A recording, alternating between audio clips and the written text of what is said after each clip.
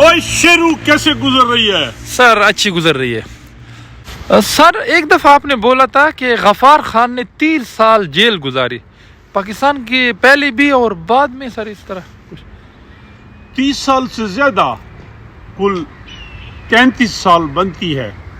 لیکن غفار خان کانگریس کے ساتھ پارٹیشن سے پہلے تو جیل گزاری.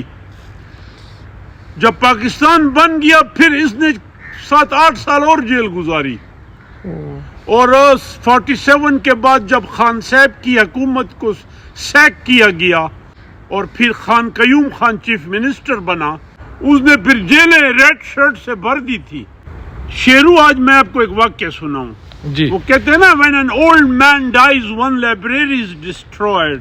یہ جو I wish کہ ہر شخص اپنی یادداشت لکھے. تو ہمارے محلے میں ایک رہتا تھا، وہ رینکر سے ڈپٹی سپرنٹینڈنٹ جیل بنا اور پاکستان بننے کے بعد خان غفار خان کو ہری پور جیل میں رکھا گیا تھا. کچھ سال رہا، ساتھ غنی خان، ولی خان کو بعد میں ڈی آئی خان جیل اور مچھ. تو خان قیوم خان ڈنڈے مار تھا. پاکستان کی ابتدا تو ایسی ہوئی نا، کوئی ڈیموکریٹک طریقوں سے تو نہیں ہوئی. اب یہ مجھے ایک دن میرے بابے کو بتا رہا تھا. اب یہ چاچا بھی کوئی 15 سال پہلے مر گیا، کوئی 90 اس کی عمر تھی.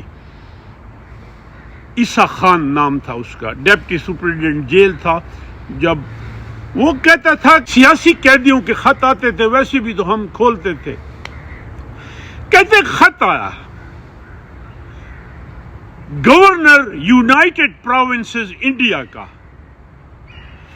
اور نام تھا اس کا سروجنی نیڈو. سروجنی نیڈو جو تھی یہ 1925 میں پہلی فیمیل پریزیڈنٹ آف کانگریس، اور کنگز کالج کی پڑھی تھی اور بڑا خوبصورت گاتی تھی. اس کو نائٹنگیل آف انڈیا کہتے تھے. اور یہ اس کی ایک بات بتاؤں، یہ بڑی مشہور ہے. اسٹینلے والپورٹ نے اپنی کتاب میں بھی لکھا ہے کہ ایک دن کانگریس کی میٹنگ ہو رہی تھی تو کوئی بات چلی، تو ایک نے کہا کہ قائد اعظم جھوٹا ہے. تو اس نے کہا کہ قائد اعظم اپنے سٹائل کا بندہ ہے، ضدی جو بھی کہہ دیں اس کو، وہ جھوٹا نہیں ہے. اس نے کہا نہرو کین لائی، ایون پاپو کین لائی. گاندھی بیٹھا تھا، بٹ قائد اعظم ڈزنٹ لائی.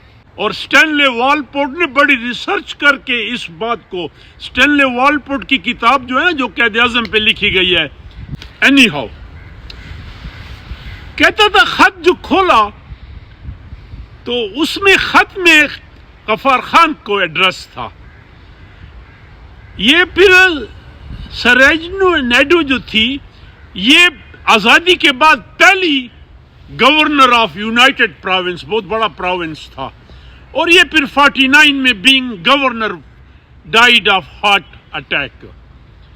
تو کہتے ہیں اس نے خط لکھا تھا غفار خان کو کہ آپ نے خط میں لکھا ہے، کسی کو غفار خان نے خط لکھا تھا، اور اس نے لکھا تھا کہ جو دوست خوشی میں ہوتے ہیں وہ ان دوستوں کو بھول جاتے ہیں جو تکلیف میں ہوتے ہیں.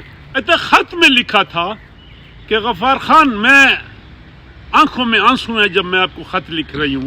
آپ یہ کبھی نہ سوچیں کہ ہم آپ کو بھول سکتے ہیں.